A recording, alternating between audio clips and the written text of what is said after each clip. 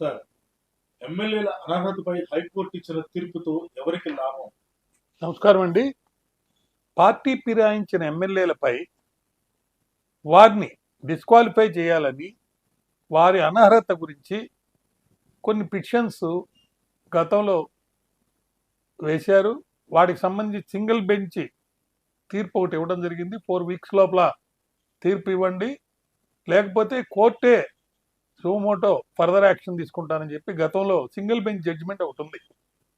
ఈ పిటిషన్పై assembly speaker సకాలంలో నిర్ణయం తీసుకోవాలని ఈరోజు డివిజన్ బెంచ్ ఒక తీర్పు ఇచ్చింది.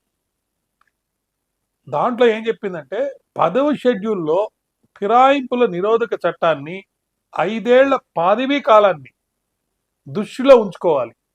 ఎందుకంటే ఒక అసెంబ్లీకి ఎన్నికైన వ్యక్తి కానీ పార్లమెంట్కి అయిన వ్యక్తి కానీ 5 ఏళ్ళు పవర్లో ఉంటారు జనరల్గా. ఏదైనా మిడ్ టర్మ్లో కనుక ఎలక్షన్ అయితే అది రెస్ట్ ఆఫ్ ద పీరియడ్కి ఉంటుంది. అయితే ఇప్పుడు ఈ ముగ్గురు ఎమ్మెల్యేలకు సంబంధించి 5 ఏళ్ల కాలం ఉంది. వాళ్ళకి ఆ 5 ఏళ్ల కాలాన్ని దృష్టిలో ఉంచుకొని అనర్హత పిటిషన్లపై స్పీకర్ నిర్ణయం తీసుకోవాలని డివిజన్ బెంచ్ తీర్పిచ్చింది. దీనివల్ల ఏంటి, 4 వారాల లోపల నిర్ణయం తీసుకోవాలి స్పీకర్ అని గతంలో సింగిల్ బెంచ్ ఇచ్చిన తీర్పు రద్దయిపోయింది.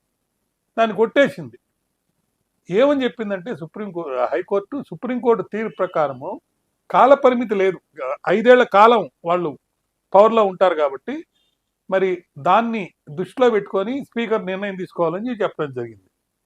అసెంబ్లీ కార్యదర్శి వి నరసింహాచార్యులు మరో పిటిషనర్లు సవాల్ చేస్తూ బీఆర్ఎస్ ఎమ్మెల్యేలు కూడా కొన్ని పిటిషన్లు దాఖలు చేశారు. వాటికి సంబంధించి సింగిల్ బెంచ్ ఇచ్చిన తీర్పుల్ని సెప్టెంబర్ 9న అనుమతించడం జరిగింది. వాటికి సంబంధించి సింగిల్ జడ్జి ఉత్తర్వులు రద్దు చేయాలని అడ్వకేట్ జనరల్ సుదర్శన్ రెడ్డి వాదించాడు. బీఆర్ఎస్ ఎమ్మెల్యేల తరపున సీనియర్ న్యాయవాది గండా మోహన్ రావు గారు, జె రామచంద్రరావు గారు మరియు వీళ్ళు వాదిస్తూ చాలా ఇంపార్టెంట్ పాయింట్స్ రైజ్ చేశారు.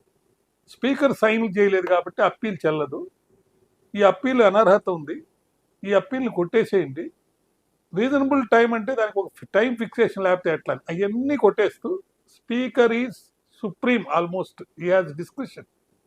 అది 1 డేలో చేస్తాడా, 2 డేస్లో చేస్తాడా, 3 డేస్లో చేస్తాడా అనేది టైం ఫిక్స్ చేయడం అనేది కరెక్ట్ కాదని చెప్పి డివిజన్ బెంచ్ తీర్పు ఇచ్చింది.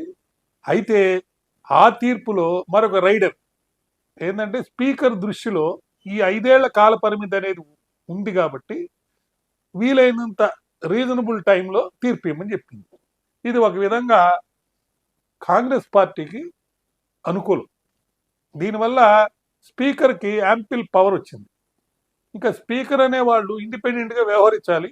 ఆయన ఎలా చేస్తారు ఏంటనేది ఆయన విజ్ఞతకే ఉంటుంది. అయితే ఇప్పుడు ఈ ముగ్గురు ఎమ్మెల్యేల పదవి అనర్హత గురించి మాత్రమే ఇది జరిగింది. ఇంకో 10 మంది ఎమ్మెల్యేలు అనర్హులు, వాళ్ళని డిస్క్వాలిఫై చేయండి అని ఇంకా పిటిషన్స్ ఉన్నాయి. అవి కూడా సిమిలర్ రిలీఫ్ రావచ్చేమో. వీటన్నిటికి సంబంధించి 28వ తారీఖు అనుకుంటా నెక్స్ట్ మళ్ళీ అది హీరింగ్కి వస్తుంది. అయితే ఇప్పుడు వచ్చిన ఈ తీర్పు మటుకు కాంగ్రెస్ పార్టీకి అనుకూలం, బీఆర్ఎస్ పార్టీకి ఎదురు దెబ్బని చెప్పుకోవచ్చు.